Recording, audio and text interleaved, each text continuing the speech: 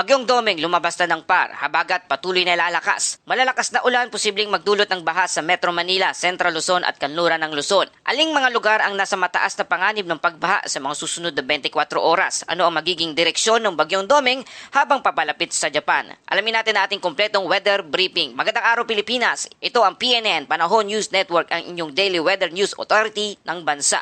Kung nais niyong manatiling updated sa bawat araw at galaw ng bagyo, please like, share, and subscribe at pinutin na rin ang notification bell. Narito na ating detalyadong update sa panahon ngayong araw ng Hunyo, ikaunang araw ng buwan. Mga kababayan, sa pinakahuling posisyon nito, ang sentro ng mata ng bagyo ay nasa layong 710 km hilagang silangan ng Itbayat, Batanes. Taglay pa rin ito ang maximum sustained wind na umaabot sa 120 km per hour at may pagbugso na umaabot sa 150 km per hour.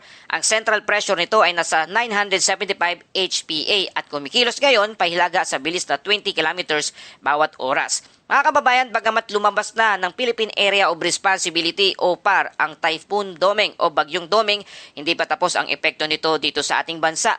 Sa katunayan, ang pinakamalaking banta ngayon ay hindi na ang mismong sentro ng bagyo, kundi ang pinakamalakas nitong southwest monsoon o habagat o pinalakas na habagat. Habang umaakyat ang bagyo patungo sa Okinawa at southern Japan, hinihigop naman nito ang napakaraming moisture mula sa West Philippine Sea. Dahil dito, patuloy na lumalakas ang hanging habagat na nagdadala naman ng mga pag-ulan sa malaking bahagi ng Luzon.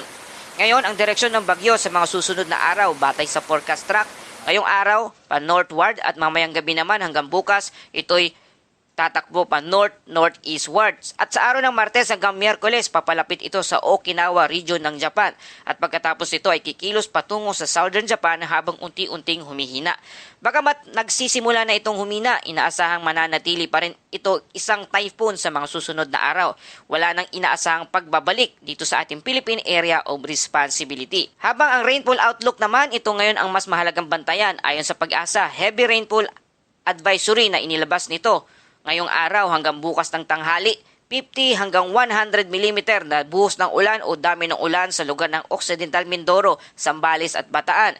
Sa araw naman ng bukas, Martes, June 2 hanggang Miyerkules, June 3, 50 hanggang 100 mm din na posibleng maranasan na pagbuhos ng ulan sa Metro Manila, Bulacan, Pampanga, Cavite, Batangas, Occidental Mindoro, Bataan at Zambales. Mula June 3, Miyerkules hanggang Huwebes, aabot din sa 50 hanggang 100 mm na buhos ng ulan dito sa Pangasinan, La Union, Zambales at Bataan. Mga kababayan, baha at landslide ay posibleng maranasan dahil sa mga sunod-sunod na pag-ulan at posibleng flash flood, urban flooding, river overflowing at landslide sa mga bulubunduking lugar.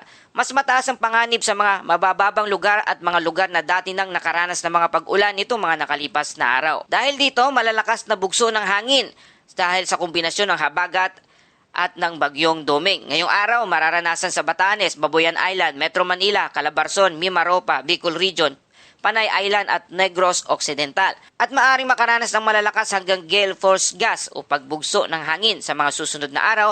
Maaring nitong maranasan hanggang sa Central Luzon at iba pang bahagi ng Luzon. Para naman sa lagay ng karagatan, patuloy na mapanganib ang paglalayag sa ilang bahagi ng Northern Luzon. Hanggang 3 metro ang taas ng alon dito sa Batanes, hanggang 2.5 metrong taas naman ang alon dito sa Babuyan Island, Isabela at Catanduanes.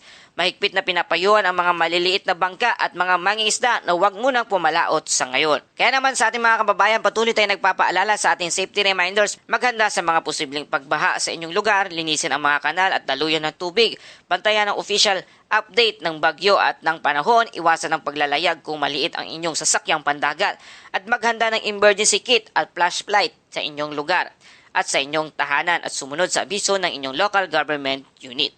Para sa ating buod na ating balita, ang Bagyong Doming ay lumabas na ng ating Philippine Area of Responsibility o PAR kaninang alas 11:30 ng umaga at namataan ang sentro ng bagyo sa layong 710 km northeast ng Itbayat, Batanes. Taglay pa rin ito ang lakas ng hangin na umaabot sa 120 km per hour at patuloy na kikilos patungong Japan. At hindi na inaasahang babalik pa ito sa ating Philippine Area of Responsibility. Ang habagat ang pangunahing banta sa ngayon dito sa Metro Manila, Central Luzon at Western Luzon, posibleng makaranas ng malalakas na pag-ulan at pagbugso ng hangin. Posible ang pagbaha at landslide sa mga apektadong lugar. At ngayon naman, dako tayo sa ating Bible verse of the day mula sa 1 Peter 5 verse 7.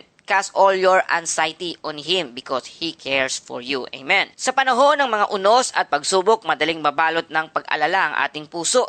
Ngunit ipinapaalala sa atin ng Panginoon na hindi natin kailangang pasanin ng mag-isa ang ating mga pangamba at takot. Ilagak natin ang ating tiwala sa Kanya at manatiling handa sa anumang sitwasyon. Maraming salamat mga kababayan sa inyong patuloy na pagtutok at pagtangkilik dito sa ating channel. Muli, ito ang PNN Panahon News Network, ang inyong daily news authority ng bansa. Huwag kalimutang i-like, i-share at subscribe para sa mas mabilis na detalyadong weather updates. Mag-ingat po tayo lahat. Muli, hanggang sa susunod na ulat panahon.